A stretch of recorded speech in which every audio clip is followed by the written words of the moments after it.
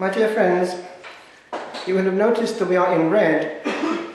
It is because for some time now they have put the feast of our patron saint on this day, and so in union with the whole diocese we place St. Oliver Plunkett, who lived not far from here, in the midst.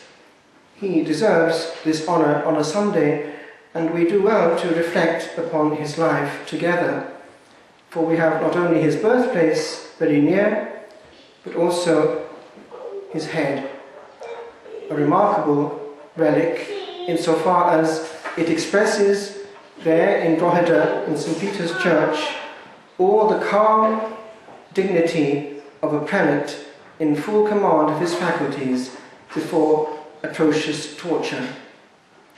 A lesson unto us all. Are you sitting comfortably? Then I shall begin.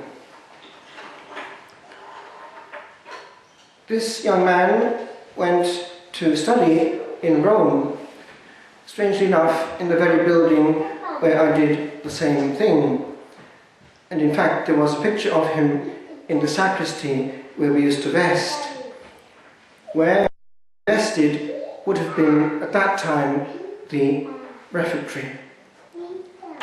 It is now the convito of the Angelicum, that is where the students live, but in those days it was the College of the Irish, and that name is still preserved in the little street that leads up to it. He was ordained, but because of the Cromwellian difficulties here in Ireland, could not get back to Ireland where he would have ministered.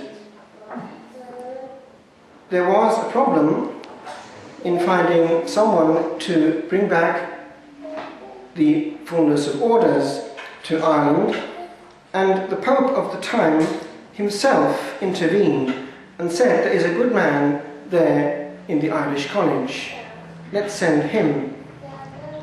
And so he was consecrated and sent back to Ireland. They thought that it would be the beginning of the restoration, and for a while it seemed that was going to be the case. If you look at the little museum that's there in St. Peter's Church, you will see indications how things were starting to move. Education was taking place, and having a bishop there on the spot, able to be known as such, not just in mufti and camouflaged, was already an important step.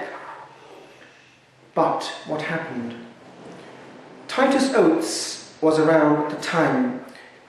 He, I understand, was a convert and had actually been formed for a while, I believe by the Jesuits. But anyway, he turned coat and he started to get on the wrong side and was an extreme nuisance. It was the time when the Stuart king, Charles II, was known to be sympathetic to Catholics, and they were afraid that there was going to be some kind of invasion, that France was going to be called upon, that there was something afoot. It's the time of the popish plot, so-called. Hence, there was an increase in persecution, and our local saint, by now Archbishop of Armagh, and therefore Primate of all Ireland, successor of St. Patrick, was arrested. He was tried in Dundalk, but they found that people were on side, and they could not get sufficient evidence, and they could not get the witnesses they wanted to say what they wanted. It was a messy business. So what did they do? They took him to England, and in London he was given a hurried trial without the possibility of calling witnesses from Ireland. Now, we have the exact words of what happened at that point.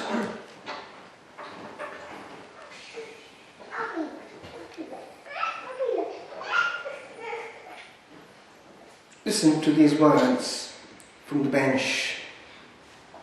It's in 1681, and the Lord Chief Justice is speaking. You have done as much as you could to dishonour our God in this case. For the bottom of your treason was your setting up your false religion, than which there is not anything more displeasing to God or pernicious to mankind in the world.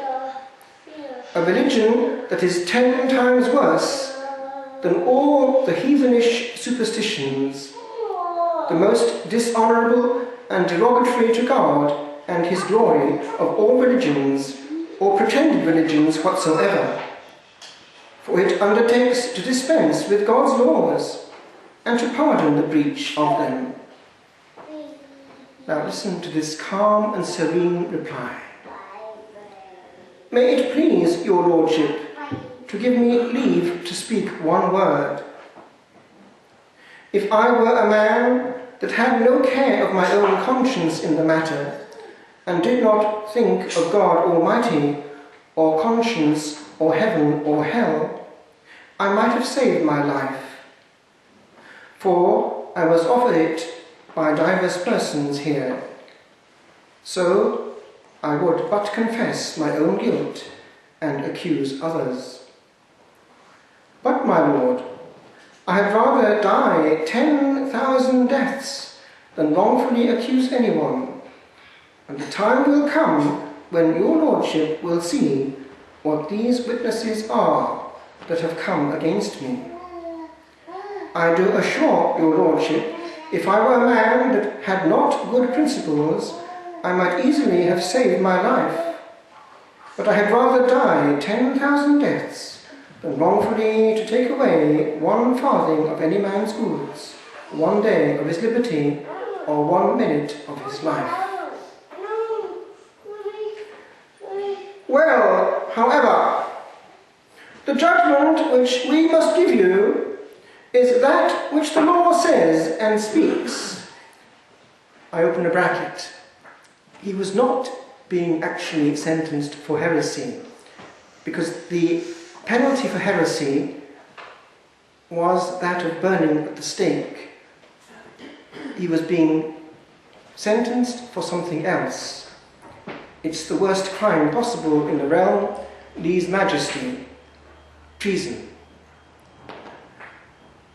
And therefore you must go from hence to the place from which you came, that is, to Newgate, and from thence you shall be drawn through the city of London to Tyburn. There you shall be hanged by the neck, but cut down before you are dead. Your bowels shall be taken out and burned before your face, and your head shall be cut off, and your body divided into 4 quarters, to be disposed of as His Majesty pleases. And I pray God to have mercy upon your soul. Deo gratias, was all he said. And he went to the famous Tyburn tree as a bridegroom to the wedding feast, the last of a huge army who went from glory unto glory, having already often been drawn to bits on the rack and the manacles. My friends, that is what it cost them to hand on what we are doing with such ease. Do you know that in the Tower of London, the thirst was so great that they got hold of the necessary equipment, and they had to have it all in those days, to celebrate the Holy Sacrifice in the Tower of London with tortured and mangled hands. So great was their desire for the bread of angels. And we just can't be bothered.